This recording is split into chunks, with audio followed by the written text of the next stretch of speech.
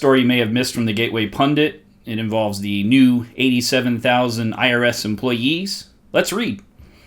IRS official Nicole Flax, who was involved in the IRS Conservative Targeting scandal, is picked to lead the centralized office for the new 87,000 employees.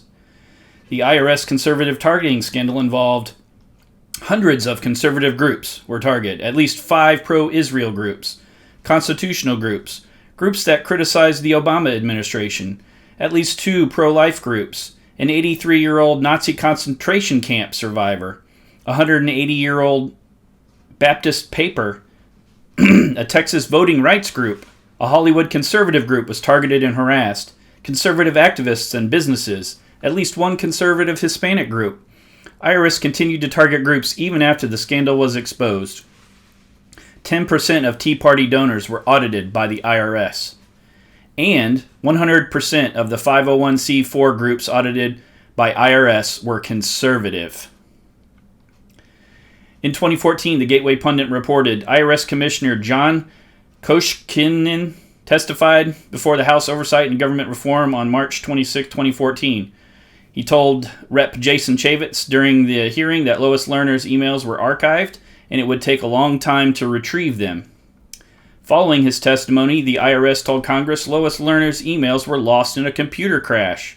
The Obama IRS later said it could not find emails from 6 other top employees involved in the conservative targeting scandal.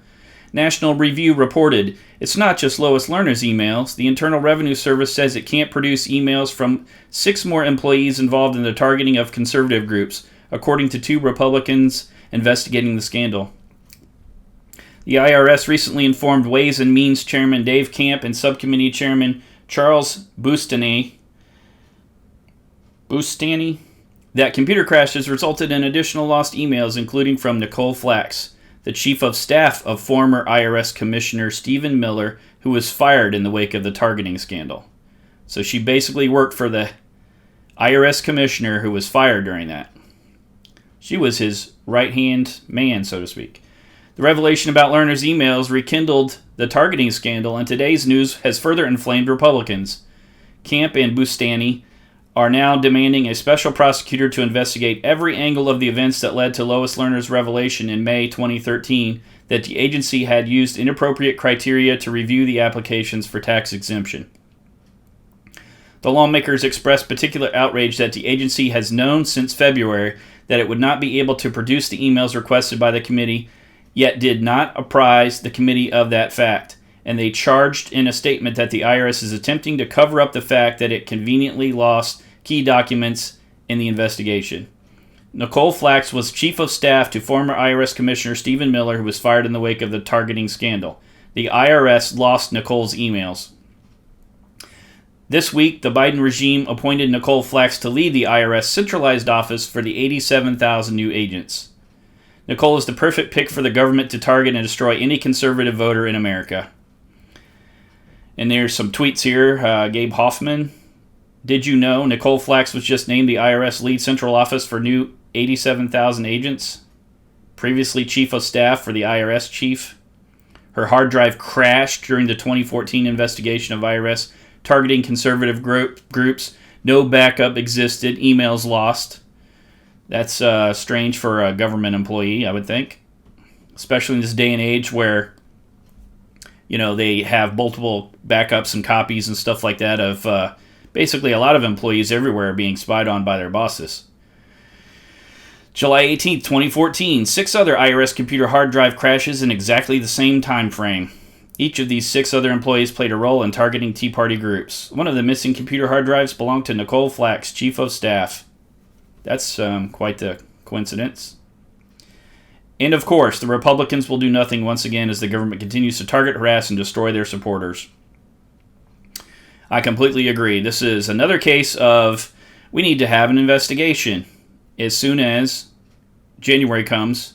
If Republicans are able to take back the House and the Senate, it's time to start looking into this stuff. It's time to start, appointing people to investigate this thoroughly, to start at the beginning, and to uncover, was this purposeful destruction of evidence, for example? This harkens back to all the things that were lost and destroyed, not only from FBI agents and stuff that were under investigation, all the way back. Hillary Clinton's emails, all this stuff was destroyed. Nothing was ever done of it. Need to find out who's behind these convenient crashes of the key people and get some testimony. Get some testimony on record.